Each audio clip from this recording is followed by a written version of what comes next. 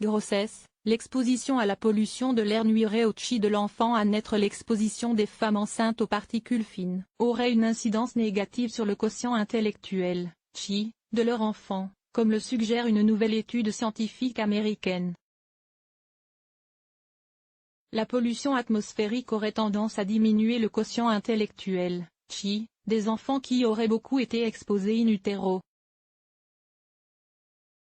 C'est en tout cas ce que semble indiquer une nouvelle étude scientifique, menée par des chercheurs américains et publiée dans le numéro de septembre de la revue Environmental Research. Les chercheurs ont ici recruté et suivi quelques 1005 femmes enceintes, qui participaient à une autre étude dans l'État du Tennessee, aux États-Unis.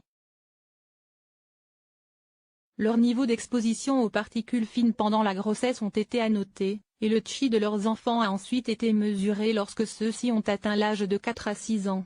Les scientifiques ont ensuite comparé les données, et découvert qu'une exposition au PM10, particules fines en suspension dans l'air dont le diamètre est inférieur à 10 micromètres, était associée au chi de façon négative. Autrement dit, plus une femme enceinte était exposée au PM10, plus le chi de son enfant à naître serait faible. Les enfants dont les mères étaient dans les 10% d'exposition les plus élevés avaient un chi inférieur de 2,5 points à ceux des 10% les plus faibles. Autre constat des chercheurs, qui se sont par ailleurs intéressés au taux sanguin maternel en acide folique, vitamine B9 ou folate. L'exposition au PM10 n'aurait a priori pas d'impact sur le chi lorsque les niveaux maternels en B9 sont élevés.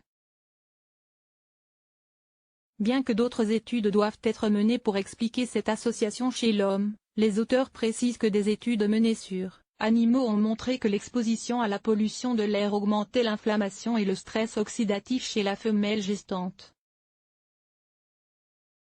Cela pourrait provoquer une inflammation du placenta et interférer avec la programmation épigénétique du placenta ou du fœtus, a détaillé Kaya Lewin, auteur principal de l'étude.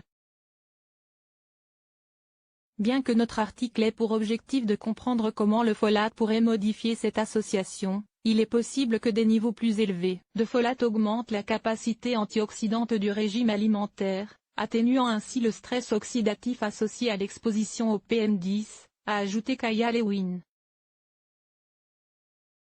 Et de conclure qu'il est également possible que le folate soit lui-même protecteur, puisqu'il joue un rôle important dans le développement neurologique sain, quelle que soit l'exposition à la pollution atmosphérique.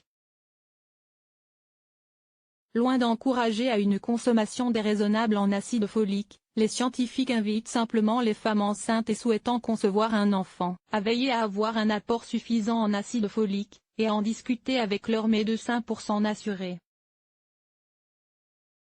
Il est conseillé de se supplémenter à hauteur d'au moins 0,4 mg 400 microgrammes de folate par jour en période de conception, et ce jusqu'à la 12e semaine d'aménorrhée.